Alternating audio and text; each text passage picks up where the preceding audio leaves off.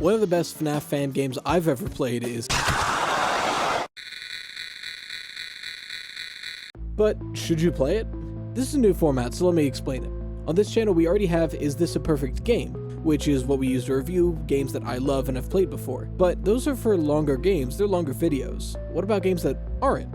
Short indie games, things you can get for free or cheap online or on itch.io. Especially games like A Slide in the Woods, Courage the Cowardly Dogs, those really well-made, good horror games that are indie and pretty short. I don't really have as much to say about them as I do other games, but I want to talk about it anyway. So, introducing Horror Derves. Roll intro.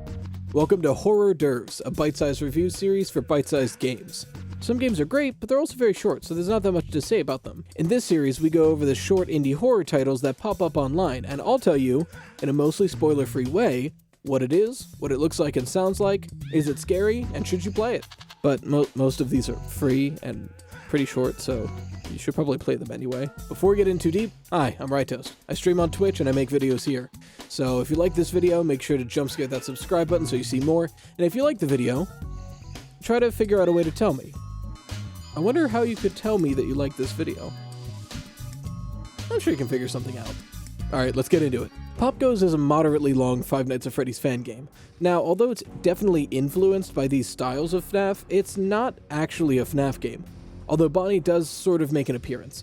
To oversimplify, and I mean oversimplify, we play as Strings, in AI, as we try to watch over the POPGOES pizza restaurant for a week of nights, and also prevent POPGOES from making an animatronic, with the 3D printers around the building by using an app on your phone, all the while trying to not have a panic attack. Truly a 21st century game. Like most fan games, there's something happening behind the scenes which you can facilitate, but to go any further would spoil some of the main plots and hidden lore of the game, so I'll let you discover that on your own, or do what I do and check the wiki, because, don't get me wrong, I love the lore in this game and I love how you find it, but finding the lore in this game and getting the secret ending without the wiki, I don't think it's possible. I don't recommend it either. With the wiki, I still had to pull out a calculator and a timer, and that's all I'm gonna say. Straight off, for a game that came out 6 years ago, POPGOES looks incredible. The graphical fidelity of this game is off the charts, and the hidden ending cutscene, which I won't say any more than just that, is truly creepy. I love the designs of all the animatronics, in particular, someone else who I can't talk about for spoilers. I also love the design of the in-between night minigames, and while we're there, let's start on sound. Game sounds pretty good, but it shines in two places. The first, those in-between night minigames where there are cryptic messages kind of garbled through some techno babble.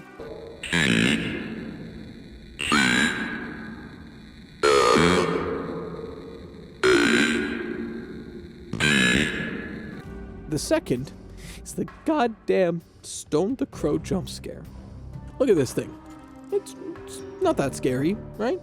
Right? Well, one of the main features of this game is panic, which if it gets too high, you have a panic attack and the night ends. The only way to lower your panic is to look out the window. Oh look, a friendly crow. I hope he's always friendly.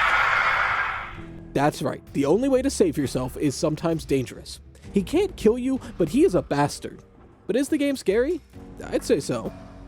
Don't get me wrong, I don't think anyone is pissing their pants here, but this feels like the FNAF formula done really well. Having to keep track of where the squirrels are, which 3D printer POPGOES is going after, and where the badger is for Simon Says is really satisfying, and it forces you to use all the tools at your disposal. I find with a lot of lazier fan games, and some of the actual FNAF games in particular, the camera is kind of an afterthought.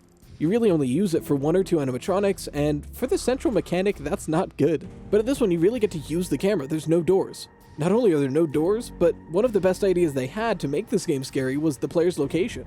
You're in the main dining room. You turn around and the whole restaurant's behind you. Your back is to everything. I hate that. If this was in VR, I probably would have pissed myself. Bottom line, should you play this game? Definitely. This is one of my most recommended FNAF fan games, and I really like it. It's why I wanted to start this whole series with this game. I think it's great. It looks great. It sounds good. It's pretty scary, and it's really satisfying to play. And using a wiki, I highly recommend going after the secret ending because, no spoilers, it's pretty fucking cool. But getting the secret ending without the wiki it's impossible. Alright, I know this was a quick one, but the games in this series are going to be shorter, so there's not as much to talk about. Do you like this length, or would you rather like a 10 to 15 minute video? If so, I could probably lump games together in similar ilks. Like I could have done POPGOES and Five Nights at Candy's, or something like that. Well, for Five Nights at Candy's, I'll probably have to do the whole series. Regardless, let me know in the comments. Shout out to my favorite patron, Emberisk, and until next time, stay toasty.